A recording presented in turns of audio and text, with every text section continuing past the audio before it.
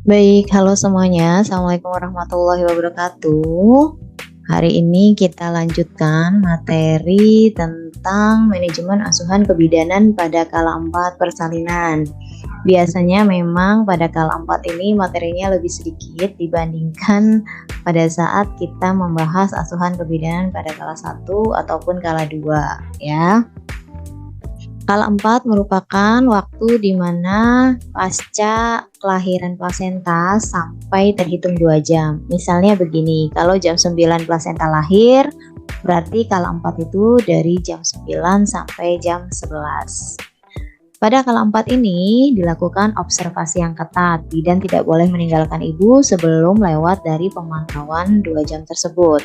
Observasi yang dilakukan adalah kesadaran ibunya, keadaan umum ya, keadaan emosional, tanda-tanda vital, darah, nadi, pernafasan, suhu, kemudian tinggi fundus uteri, kontraksi uterus, kandung kemihnya, supaya kandung kemihnya ini diharapkan lebih cepat kosong karena membantu untuk jalannya kontraksi ya. Jadi jangan sampai terlalu penuh sehingga menghambat uterus berkontraksi, lalu akan beresiko terjadinya perdarahan.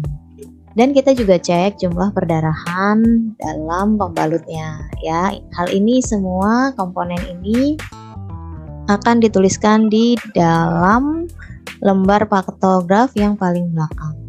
Pengamatan lain tentunya kita harus cek tentang tanda bahaya nifas, kemudian ibunya diminta istirahat ya, capek karena setelah melakukan proses persalinan.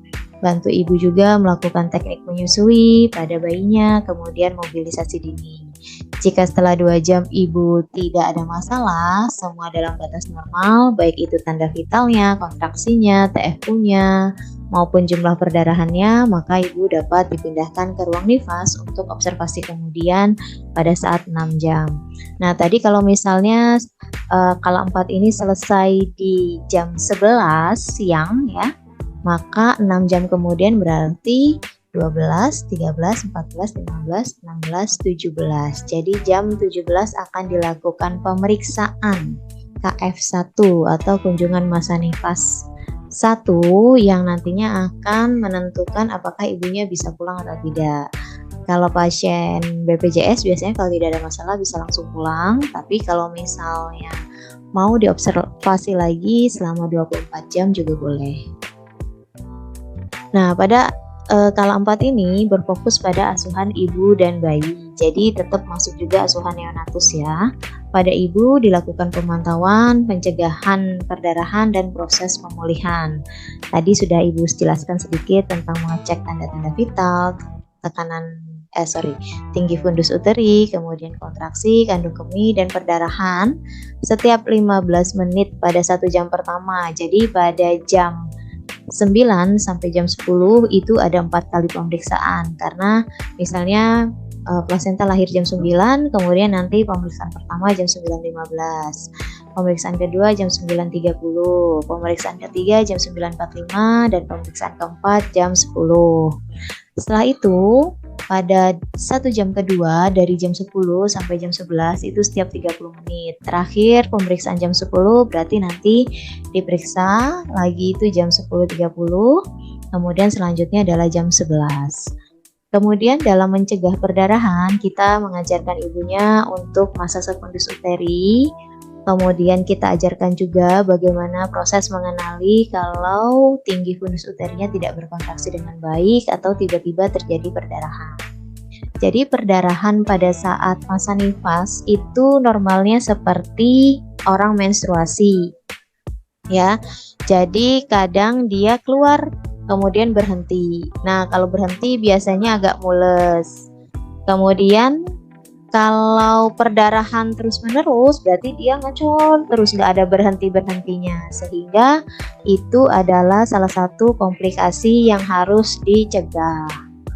Kemudian tanda bahaya yang berkaitan dengan perdarahan ini perlu dilakukan tindakan penata laksanaan pertama seperti kompresi bimanual interna atau kompresi bimanual eksterna atau pemberian infus dengan oksitosin.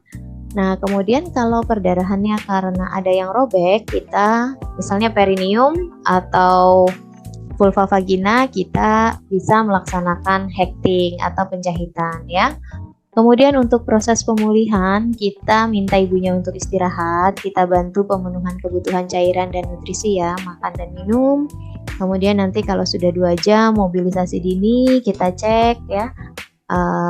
Ibunya diminta untuk berkemih ya, membersihkan diri, personal hygiene, membasuh, membersihkan darah-darah dan sebagainya, serta kita minta dukungan keluarga dari suaminya atau dari ibunya untuk membantu ibu. Contohnya misalnya dalam menangani bayi atau membantu ibu makan, minum, dan sebagainya. Kemudian kalau pada bayi baru lahir, asuhan yang bisa kita lakukan adalah menjaga kehangatan.